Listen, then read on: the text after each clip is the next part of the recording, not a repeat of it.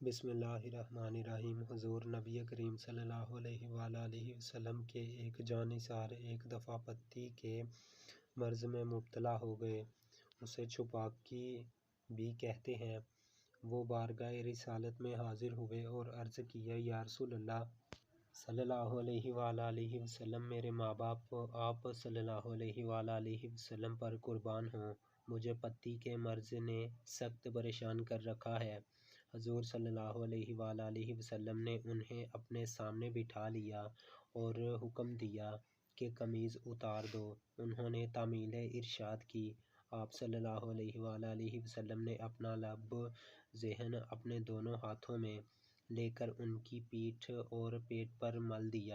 اس مقدس لب ذہن میں کچھ ایسی تاثیر تھی کہ ان صاحب کی بیماری آنن فانن دور ہو گئی اور ان کے بدن میں ایسی خوشبو پیدا ہو گئی کہ جس راستے سے گزر جاتے تھے وہ راستہ مہک جاتا تھا۔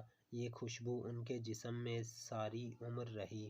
کسی ناآشنا مجلس میں بھی پہنچ جاتے تو اپنی خوشبو کی وجہ سے فوراً پہچان لیے جاتے تھے۔ یہ خوشبو اتنی دل آویز اور مسحور کن ہوتی تھی کہ کسی عمدہ سے عمدہ عطر کی خوشبو بھی اس کے سامنے ہیچ تھی۔ یہ خوش بخت صاحب رسول صلی اللہ علیہ وآلہ وسلم، جن کے بدن میں حضور نبی کریم صلی اللہ علیہ وآلہ وسلم کے لب ذہن کی برکت کے سبب عمر بھر کے لیے خوشبو پیدا ہو گئی، حضرت عتبہ بن فرقد سلمی رضی اللہ تعالیٰ عنہ تھے۔ حضرت ابو عبداللہ عتبہ بن فرقد رضی اللہ تعالیٰ عنہ کا تعلق عرب کے مشہور قبیلہ بنو سلیم سے تھا۔ اہل سیر نے حضرت عتبہ رضی اللہ تعالیٰ عنہ کی قبول اسلام کے سال کی تصریح نہیں کی، البتہ اتنا پتہ ضرور چلتا ہے کہ حضرت عتبہ رضی اللہ تعالیٰ عنہ عہد رسالت کے 2 غزووں میں شریک ہوئے، جن میں سے ایک غزوہ خیبر تھا۔ اس سے ظاہر ہوتا ہے کہ وہ غزوہ خیبر سے پہلے مشرف بِ اسلام ہو چکے تھے۔ فتح خیبر کے بعد رسول اکرم صلی اللہ علیہ وآلہ وسلم نے خیبر کی کچھ زمین حضرت عتبہ رضی اللہ تعالیٰ عنہ کو عطا فرمائی۔ انہوں نے اس کی پیداوار 1 سال کے لیے اپنے ماموں کے لیے اور 1 سال کے لیے اپنے چچا کی اولاد کے لیے وقف کر دی۔ چنانچہ 1 سال ان کے ماموں خیبر آتے تھے اور اپنا حصہ وصول کرتے تھے اور دوسرے سال بنو سلیم سے تعلق رکھنے والے ان کے جدی رشتہ دار آتے تھے اور اپنا حصہ وصول کرتے تھے۔ امیر المومنین حضرت عمر فاروق رضی اللہ تعالیٰ عنہ کے عہد خلافت میں حضرت عتبہ بن فرقد رضی اللہ تعالیٰ عنہ ایک سرفروش مجاہد اور بہادر سپاہی کی حیثیت سے سامنے آتے ہیں۔ انہوں نے ایران میں مجوسیوں کے خلاف کئی معرکوں میں دادِ شجاعت دی۔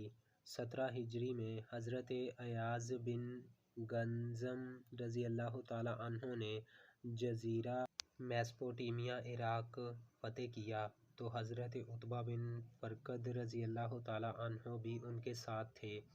ایک روایت کے مطابق موصل انہی کے ہاتھ پر فتح ہوا، دوسری روایت کے مطابق موصل کو حضرت ایاز بن گنزم رضی اللہ تعالیٰ عنہ نے فتح کیا اور اس کے ایک حصے کا امیر حضرت عتبہ رضی اللہ تعالیٰ عنہ کو مقرر کیا۔ وہاں انہوں نے ایک گھر بنایا اور ایک مسجد تعمیر کرائی۔ 21 ہجری میں حضرت عمر فاروق رضی اللہ تعالیٰ عنہ نے ایران پر عام لشکر کشی کا حکم دیا تو حضرت عتبہ رضی اللہ تعالیٰ عنہ اور حضرت بکیر بن عبداللہ رضی اللہ تعالیٰ عنہ آذربائیجان کی تسخیر پر مامور کیا اور جن سمتوں سے ان کو پیش قدمی کرنی تھی وہ بھی متعین کر دے۔ چنانچہ حضرت بکیر رضی اللہ تعالیٰ عنہ حلوان کی طرف سے اور حضرت عتبہ رضی اللہ تعالیٰ عنہ موصل کی جانب سے آذربائیجان کی طرف بڑھے۔ وہاں پر 2 بھائیوں اسفند یار اور بہرام کی حکومت تھی۔ انہوں نے مقابلہ کیا لیکن شکست کھائی اور جزیہ دینا منظور کر کے طوق اطاعت گلے میں پہن لیا۔ اس کے بعد حضرت عمر فاروق رضی اللہ تعالیٰ عنہ نے حضرت عتبہ رضی اللہ تعالیٰ عنہ کو سارے صوبہ آذربائیجان کو گورنر مقرر کر دیا۔ بعض روایات سے معلوم ہوتا ہے کہ امیر المومنین حضرت عمر فاروق رضی اللہ تعالیٰ عنہ نے حضرت عتبہ رضی اللہ تعالیٰ عنہ کے نام ایک خط میں مسلمانوں کے لیے یہ عمومی ہدایت تحریر کی: نشانہ بازی کی مشق کرو، اپنے لڑکوں کو تیر کی مشق کرواؤ، گھوڑے کی پیٹھ پر کود کر بیٹھا کرواؤ، دھوپ میں رہا کرو کہ یہ عربوں کا حمام ہے، بات چیت عربی میں کرو، سادہ زندگی اختیار کرو، موٹا پہنو اور موٹا کھاؤ، مشقت اور تکلیف کی عادت ڈالو، بھائی بھائی بن کر اتفاق سے رہو، عیش و آرام کی زندگی سے پرہیز کرو۔ ایک دفعہ حضرت عتبہ رضی اللہ تعالیٰ عنہ نے بارگاہ خلافت میں 40,000 بطور محصول شراب بھیجے۔ حضرت عمر رضی اللہ تعالیٰ عنہ نے اسے پسند نہ کیا اور حضرت عتبہ رضی اللہ تعالیٰ عنہ کو ایک سخت خط لکھا جس میں ان کو اس قسم کی رقم بھیجنے کی ممانعت کی۔ ایک مرتبہ حضرت عتبہ رضی اللہ تعالیٰ عنہ رمضان المبارک کے مہینے میں صحرائی بستیوں کے دورے پر گئے۔